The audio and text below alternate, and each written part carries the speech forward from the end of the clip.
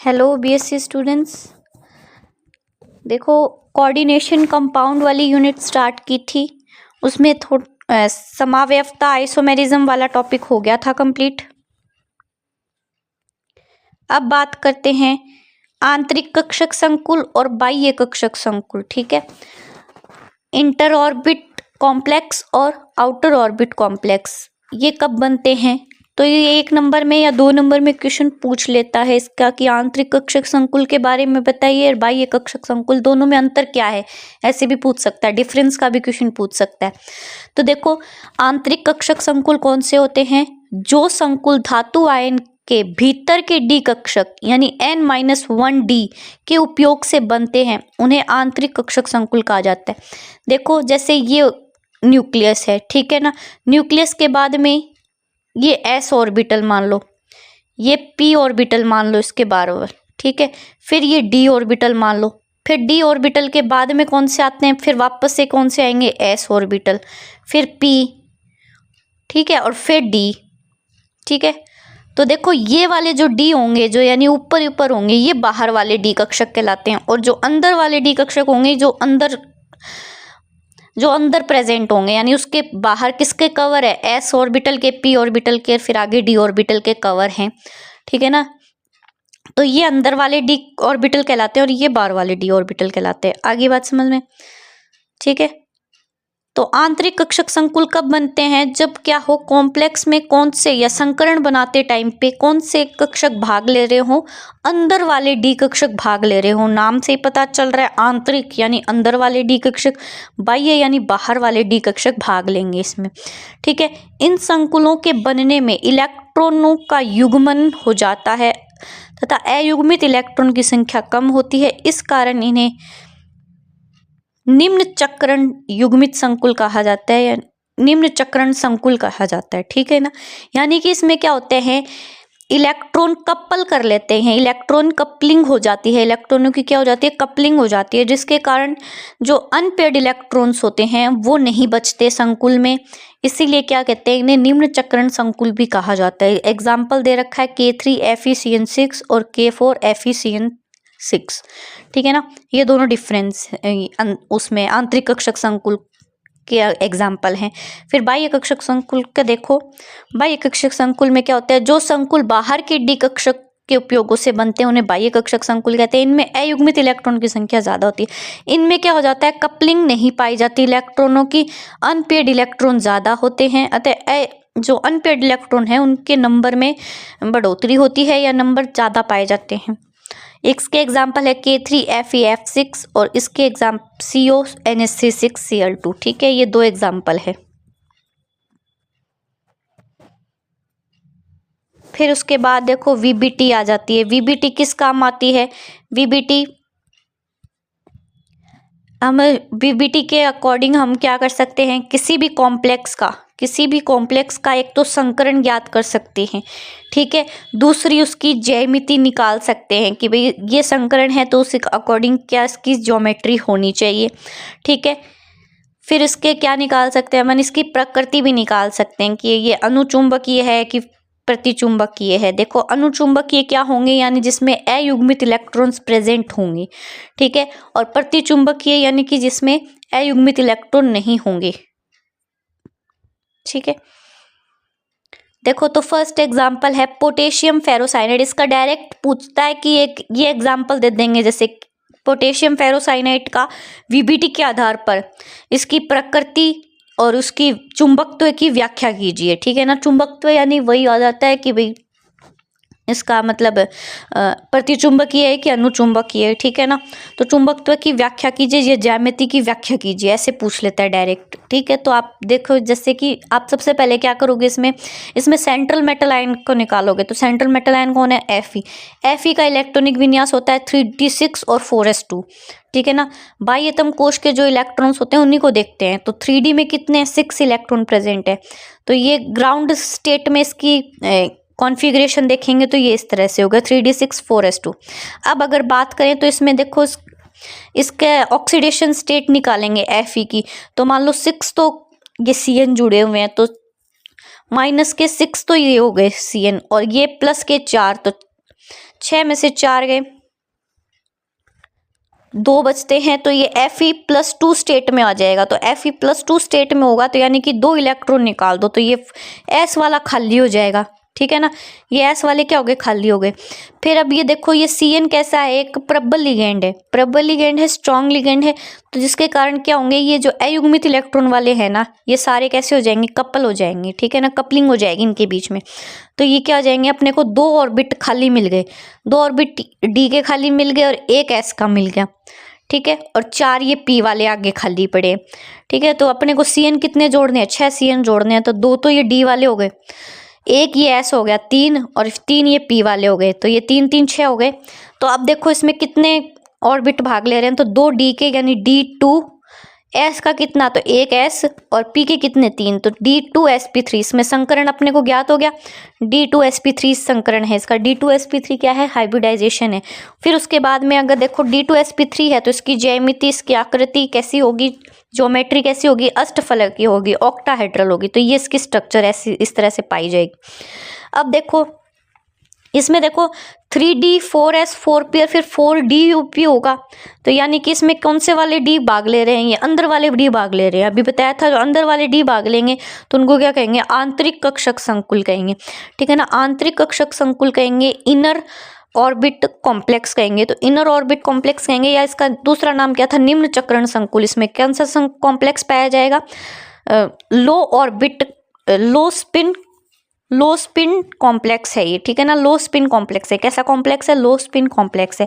अब इसकी अगर बात करें, ये अनुचुंबकीय है कि प्रतिचुंबकीय है, डायमैग्नेटिक है कि पैरामैग्नेटिक है, तो देखो इसमें अयुग्मित इलेक्ट्रॉन, जो अनपेयर्ड इलेक्ट्रॉन है वो एब्सेंट है। इस वाली स्टेज में देखा जाता है, इसमें नहीं देखा जाता, ठीक है ना।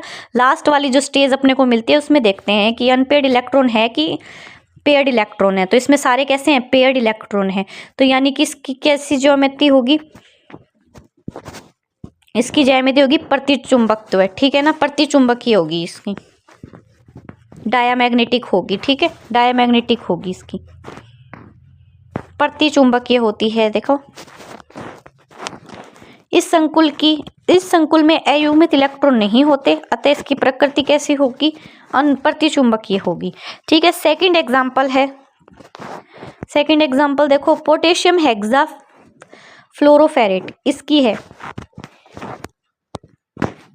K3FeF6। इसमें सेंट्रल मेटल वैसे ही निकालेंगे जैसे पीछे निकाला था, Fe सेंट्रल मेटल बाहर निकाल लिया, Fe का ग्राउंड स्टेट में वही इलेक्ट्रॉनिक विन्यास 3d6 4s2, ये 3d6 और 4s2 का डायग्राम बना लिया, 4p खाली, ठीक है। फिर इसकी ऑक्सीडेशन स्टेट देखो, ये 6 तो क्या हो गए, फ्लोरीन वाले, तो वही फ्लोरीन पे चार्ज कैसा आता है, नेगेटिव, माइनस में 1, तो 6 है तो माइनस के 6 हो गए, ठीक है। 6 और ये 3 बाहर वाले, तो कितने हो गए, 6 में से +3 घटाओगे तो कितना आएगा, +3। तो ये फेरस कैसे हो गए, +3 स्टेट में होगा, यानी कि 2 तो इसमें से निकल जाएंगे और 1 इसमें से निकलेगा, 3D में से, 5 में से, ठीक है ना। तो इसमें कैसे हो जाएंगे। अब ये F कैसा है, ये स्ट्रॉन्ग लिगेंड नहीं है इतना, ठीक है, तो कपलिंग नहीं होगी इसमें। कैसे होंगे, फिर अनपेयर्ड इलेक्ट्रॉन ही प्रेजेंट होंगे सारे, तो ये सारे अनपेयर्ड इलेक्ट्रॉन। और फिर ये कहाँ जाएगा, सारे कैसे हो जाएंगे, अनपेयर्ड हो जाएंगे, सारे कैसे हो जाएंगे, अनपेयर्ड हो जाएंगे। और ये कहाँ जाएगा, फिर इसके F कितने जोड़ने अपने को, 6 जोड़ने हैं। तो देखो 1 तो S वाले हो गए, 3 ये P वाले खाली हो गए, और फिर 2 D वाले खाली हो गए।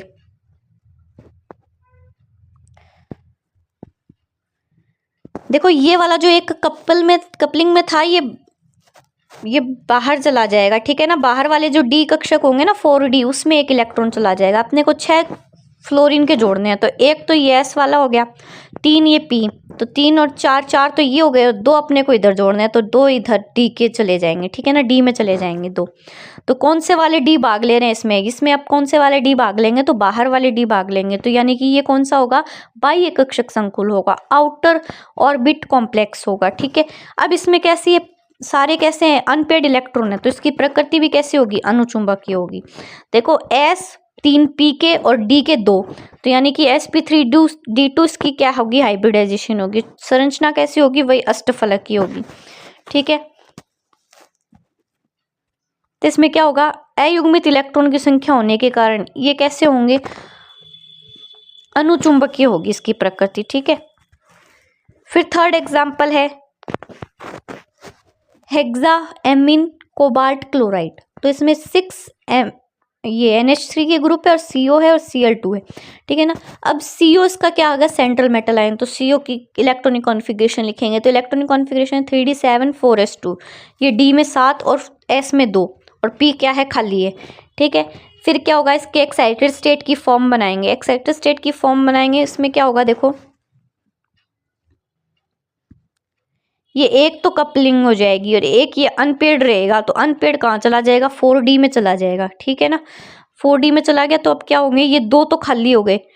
ठीक है ना, तो 2 अब अपने को NH3 कितने जोड़ने हैं, 6 NH3 जोड़ने हैं। तो 2 ये खाली हो गए D वाले, फिर एक S वाला और 3 ये P वाले, तो हो गए 6। तो अब क्या होगा इसमें, अब इसमें कैसे होगा, ये भी कैसा होगा, इसमें कौन से वाले D कक्षक भाग ले रहे हैं, अंदर वाले D कक्षक भाग ले रहे हैं। 4d वाला तो इसी बाहर वाला 4d हो गया, अंदर वाला कौन होगा, 3d। तो अंदर वाले ये भाग ले रहे हैं। इसका संकरण क्या होगा, अगर हाइब्रिडाइजेशन की बात करें तो D2 2d के, एक S का और 3 P के। ठीक है ना, तो D2sp3 इसका हाइब्रिडाइजेशन होगा और इसकी आकृति वही अष्टफलक की होगी। और इसमें कौन से अंदर वाले भाग ले रहे हैं, तो ये निम्न चक्रण संकुल होगा। ठीक है, और इसकी प्रकृति कैसी होगी, प्रतिचुंबकीय, क्योंकि अनपेड इलेक्ट्रॉन इसमें है नहीं। वो D वाला नहीं काउंट करते हैं, ये वाले देखते हैं जो संकरण में भाग लेते हैं, इसके पास में ही देखते हैं। ठीक है ना, तो यहाँ पर अनपेड इलेक्ट्रॉन कोई भी नहीं है, इसलिए प्रतिचुंबकीय। फिर फोर्थ एग्जाम्पल है इसमें NiNH3 SO4। ठीक है, अब इसमें सेंट्रल मेटल आयन Ni है तो Ni को बाहर निकाला, फिर इसका इलेक्ट्रॉनिक कॉन्फ़िगरेशन लिखा 3d8 4s2। ठीक है, ये 8d में, S में 2। ठीक है, फिर क्या होगा इसमें,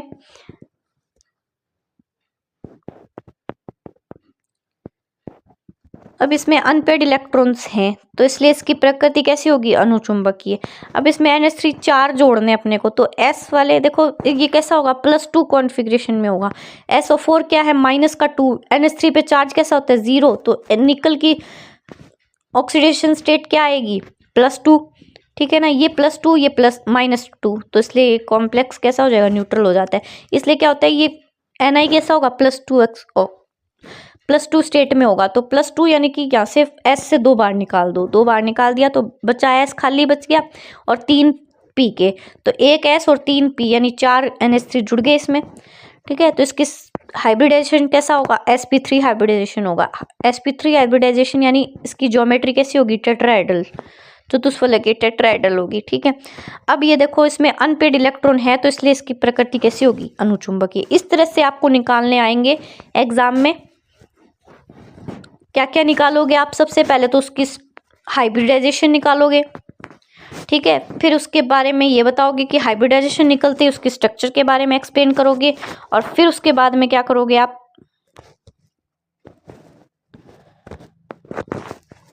फिर उसके बाद में उसकी प्रकृति बताओगे। ठीक है, ये 5th एग्जाम्पल है।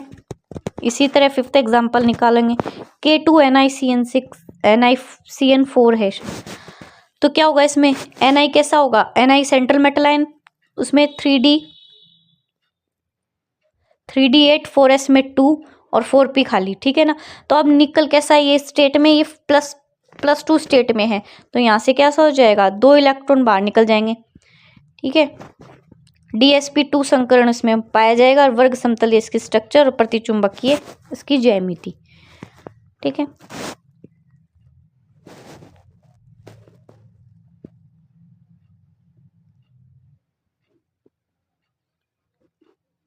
ये NiCN4 है, CN4।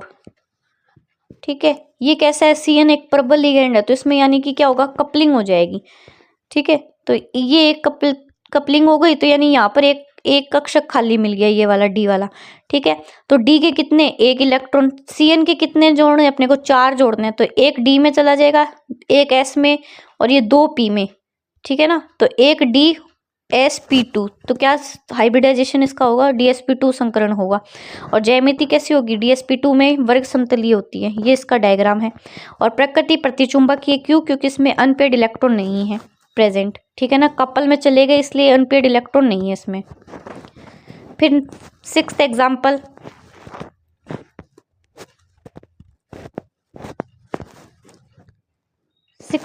और लास्ट एग्जाम्पल देखो, पोटेशियम टेट्रासाइनोक्यूप्रेट। इसमें क्या होगा, साइनाइड की कितने हैं, 4 है और क्यूप्रेट है, तो कॉपर का निकालेंगे, ठीक है ना।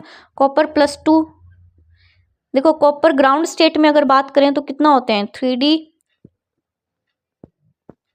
3D9 होगा और 4s में 2 होगा, ठीक है। 3D9 और 4s में कैसा होगा, 2 होगा। अब CN कैसा है, प्रबल लिगेंड है, तो क्या हो जाएगा, देखो प्रबल लिगेंड है तो यानी क्या होगा, ये एक्साइटेड हो जाएगा, ठीक है ना, इधर चला जाएगा और ये D खाली हो गया, DsP2 हाइब्रिडाइजेशन होगा इसमें, ठीक है ना। अब कपलिंग होगी भी तो देखो इन दोनों की हुई है, ठीक है ना, यहाँ पे इन दोनों की हुई है, तो ये क्या हो जाएगा, एक अनपेड इलेक्ट्रॉन बचेगा। वो अनपेड इलेक्ट्रॉन कहाँ चला जाएगा, एक्साइटेड होकर दूसरी जगह चला जाएगा। फिर ये क्या हो जाएंगे, अंदर वाले D भाग ले रहे हैं, तो एक D का, एक S का, 2 P के, ठीक है ना। तो DsP2 हाइब्रिडाइजेशन होगा इसमें भी कैसी होगी, वर्ग समतलीय स्ट्रक्चर होगी। इसमें क्या है, देखो अनपेड इलेक्ट्रॉन नहीं है, इसलिए प्रतिचुंबकीय होगी।